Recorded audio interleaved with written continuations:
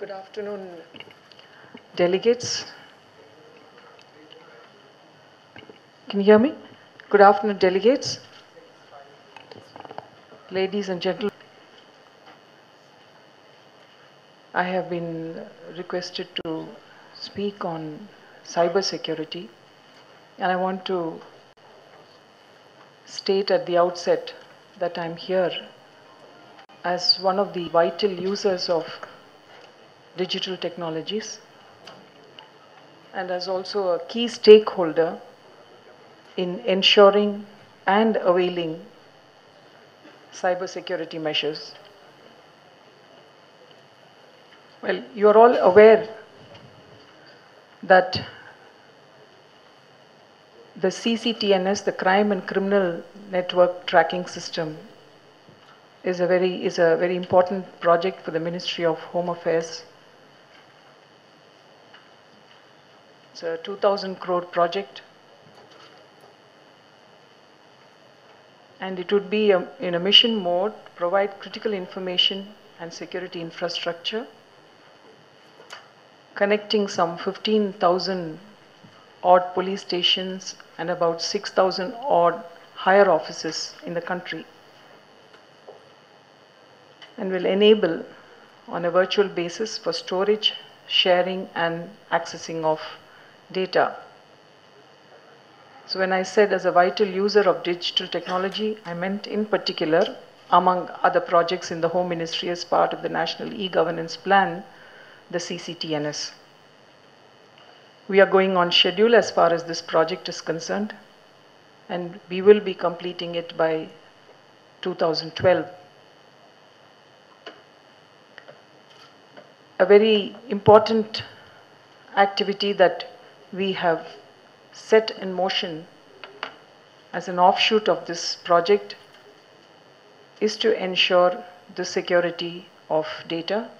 And we are calling it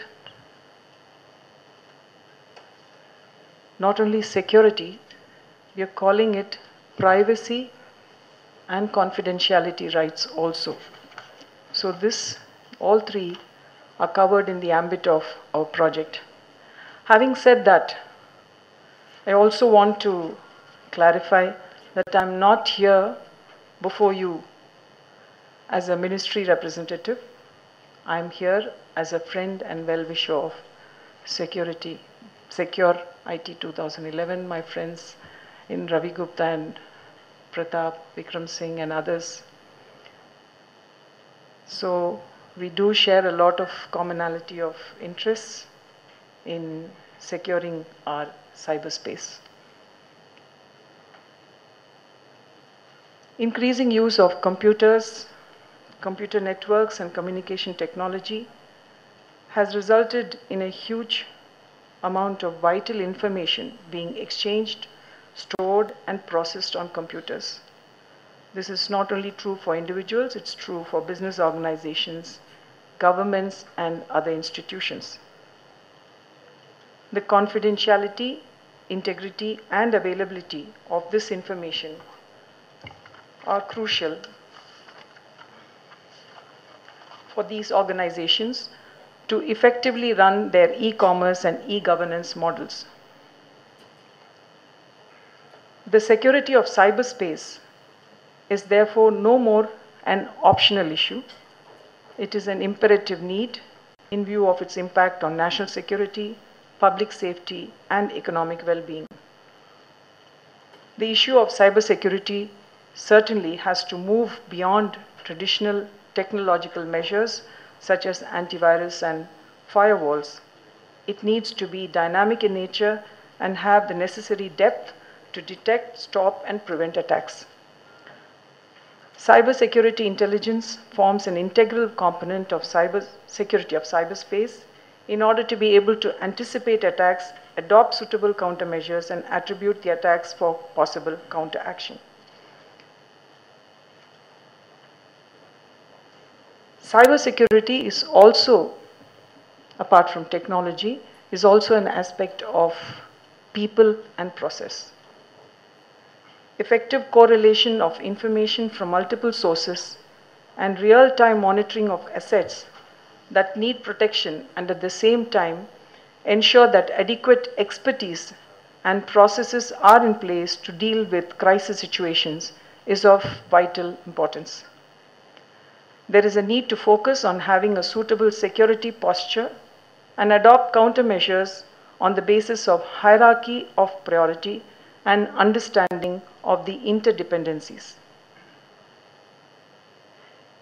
At the same time, use of adequately trained and qualified manpower, along with some incentives, is essential for effective results in a highly specialized field of cybersecurity. Security needs to be built in from the conceptual stage, design stage, when it comes to developing and deploying critical information infrastructure, as opposed to having security as an afterthought. In such a scenario, cybersecurity readiness is possible when security measures are continuously reviewed, reassessed, modified, and updated in view of new and changing threats and vulnerabilities.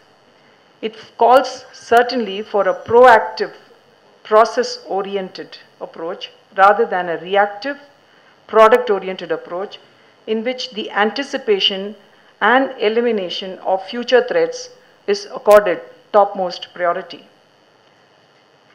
This is possible only with adaptive threat management, and for short, I call it ADTM. This approach is the underlying basis of cybersecurity management as defined in international standards. The need of the hour is also for research, development, innovation, new approaches, and creative thinking to deal with the dynamic nature of cyber threats. As soon as a computer malware makes an attempt to enter any computer network or systems, the adaptive cyber detection mechanisms should be able to identify and prevent it.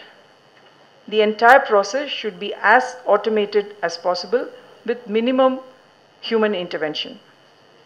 Research on such self-healing digital immune systems need to be carried out to intelligently adapt to various cyber threats almost on real-time basis. Engaging cybersecurity on an ongoing basis is no doubt a daunting task, requiring vast amount of human resources, financial resources, e-intelligence, etc. However, Darwin's theory of survival of the fittest is now applicable to the MIS. To me, it stands for Managing Information Security. Those who adapt themselves to the new threats will have better chance of surviving a cyber attack than others. Hence, I think adaptive cyber defense is the only way to survive in cyberspace. Thank you.